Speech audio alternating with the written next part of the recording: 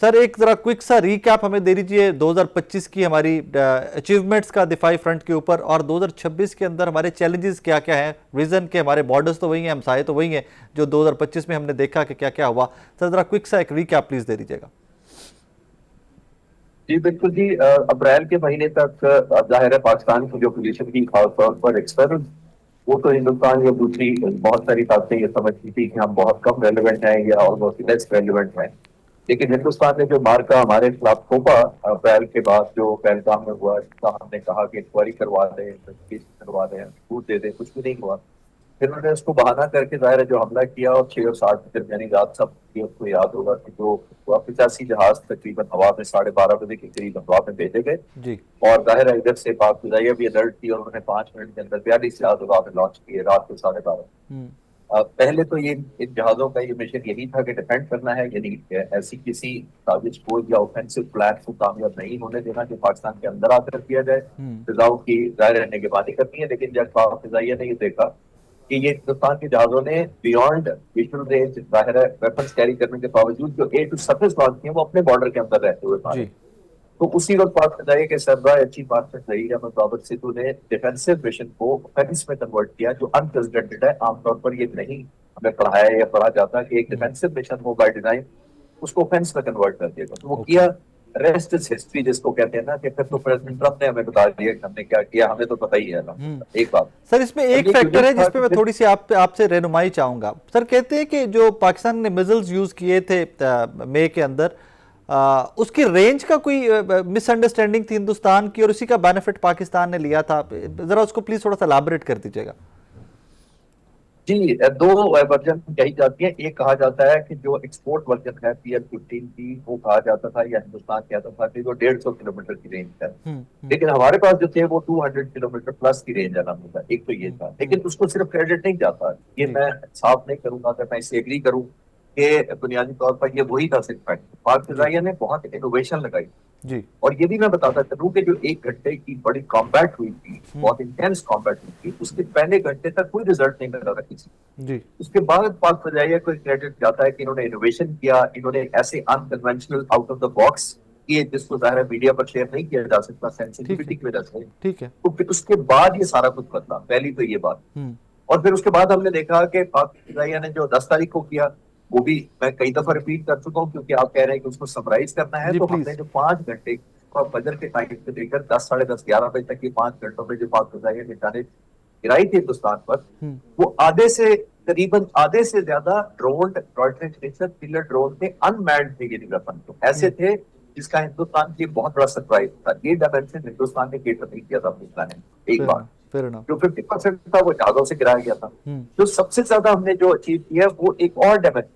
हम्म। देखिए पाक फिजाइया ने यह तहैया किया हुआ था कि एक हमारा टॉप टारगेट जो है वो हवा में था, हम्म। एक टॉप प्रायोरिटी टारगेट जमीन पर था और एक समंदर में था। हम्म। हवा में था राफेल, जमीन पर था S-400 और समंदर में था विक्रांत। हम्म। तो एक एक टारगेट को, ये स्ट्रेटेजिक नौयत के टारगेट पीस टाइम में सिलेक्ट हुए हुए थे कि अगर कभी एस्केलेशन हुई तो पाक फिजाइया सबसे ज्यादा ऐसी चीज को टारगेट करेगी जो अनप्रेसिडेंट हो, जो दुश्मन ने सोचा ना हो, या वो यकीन ही ना कर सकें कि इनको भी नॉकआउट किया जा सकता है। हम्म। ना उनको राफेल का यकीन था कि नॉकआउट किए जा सकते हैं, ना उनको S-400 का यकीन था। देखा आपने उसका रिजल्ट ये निकला कि विक्रांत को वो दायरे ही नहीं समुद्र के अंदर। यप। तो ये इस एक से दूसरा, दूसरे से तीसरा ट्रिगर किया। अगर वो दाते विक्रांत को, तो आराम को जरा पाक फिजाइया का एक फ्लीट डेडिकेटेड तैयार था to knock out and take on Vikrant. Hmm. अगर उनको शायद समझ आ गई कि ये टारगेटिंग स्ट्रैटेजी इतनी फोकस्ड है, इतनी इनोवेटिव है, under the leadership of air chief marshal Zaheer Ahmed Babar Sidhu, उसके बाद आपने देखा उनकी हिम्मत नहीं हुई कि जमीन पर आने के बाद उन्होंने समंदर की तरफ से बिल्कुल मुंह ही नहीं किया इस इलाके की तरफ। Sir what are the challenges ahead 2026? Are we prepared? Of course we are prepared, लेकिन चैलेंजेस है क्या क्या? लेकिन ऐसा अब ये डायनामिक्स बदल गई है। ये हम्म। कन्वेंशनल वॉर नहीं रही जो मैंने पढ़ी और मैंने पढ़ाई इतने साल एयरफोर्स में, ये वो जंग ही नहीं रही। हम्म। आज तक पाक फिजाइया को हम कहते थे कि पाकिस्तान की एयर की, हवा की, फिजाओं की ये शील्ड है, हम्म। ये रिएक्टिव है और डिफेंसिव है। ठीक है। अब ये वक्त सब कुछ बदल गया। ये पाक फिजाइया अब इस लोगों के हाथ में, जो 25 करोड़ लोग हैं, उनके लिए अब एक लीवर ऑफ इन्फ्लुएंस है। हम्म। यानी एक डिसरप्टिव बैलेंस क्रिएट करने की पोजीशन में आना। ये हम्म। वो फोर्स है जो बेंड करती है तमाम स्ट्रेटेजिक कैलकुलस को अपने हक में। जी। पूरे रीजन आपने देखा, मैं सालों से अभी वादे किया है कि पूरे डायनेमिक्स को, वॉर फाइटिंग मैकेनिज्म को और स्ट्रेटेजिक कैलकुलस को अपने हाथ में बदल दिया। और सबसे ज्यादा जो इंपॉर्टेंट आने वाली जंगें होंगी, उसकी होंगी जंगें या उसकी साइड होंगी जो अनप्रिडिक्टेबल होगा, जो सरप्राइज देगा। जो दिया पाक फजाइया ने आपने नोट किया, टोटल सरप्राइज दिया, दुश्मन को एक्सपेक्ट ही नहीं कर रहा था, इतनी जबरदस्त ट्रेनिंग की गई थी। एंटी राफेल 3 साल से पाक फजाइया तैयारी कर रही थी, उसको अंडर एस्टिमेट किया गया। राफेल के अलावा वो S-400 का सोच ही नहीं सकते थे। मैं आपके व्यूअर्स को रिफ्रेश करता चलूं कि राफेल को कितना डेंजरस था उसको टारगेट करना। ये राफेल के अलावा जो हमने S-400 को किया है, ये 400 डिजिट का मतलब है 400 किलोमीटर से नजदीक किसी जहाज को नहीं आने देता, पहली बात। अब 400 किलोमीटर से 600 किलोमीटर पे ये लॉक करता है। ये 200 टारगेट को एंगेज करता है और बयाउट 36 टारगेट को ट्रैक करता है। अब जरा उसकी ऑफेंसिव कैपेबिलिटी देखें, और सबसे हैरानकुन बात यह है, जो मैं पहले भी कह चुका हूं, आपके व्यूअर्स को रिफ्रेश कर देते हैं। देखिए, मार्क 15 पर ये ट्रेवल करता है दुश्मन आने वाले जहाज की तरफ। मार्क 15 का मतलब है 1100 से ज़रब दें 17,000 किलोमीटर के करीब इसकी स्पीड होती है जब ये टारगेट की तरफ बढ़ता है। फाइटर जहाज की तो 1000 किलोमीटर के करीब होती है। तो 17 टाइम ज्यादा स्पीड ये दुश्मन के या आने वाले जहाज की तरफ बढ़ता है। उसके बावजूद इन पायलट्स को सल्यूट, जिन्होंने इतना डेंजरस या वन वे मिशन या सुसाइडल मिशन किया। तो ये डायनामिक्स इन्होंने बदल दिए हैं। जैसे मैंने कहा कि अब जो है हिंदुस्तान की हमने वो चीजें टच की हैं या हिट की हैं जिनको अनथिंकेबल था उनके डिफेंस पॉइंट से। आने वाले जंगों में पाक फजाइया अभी भी ऐसी तैयारियों में है जो सरप्राइज दे सके, जो वेट कर सके। मैं बाद में ऑपरेशन में होकर आया हूँ, पाक फजाइया के सरबराह से मिला हूँ।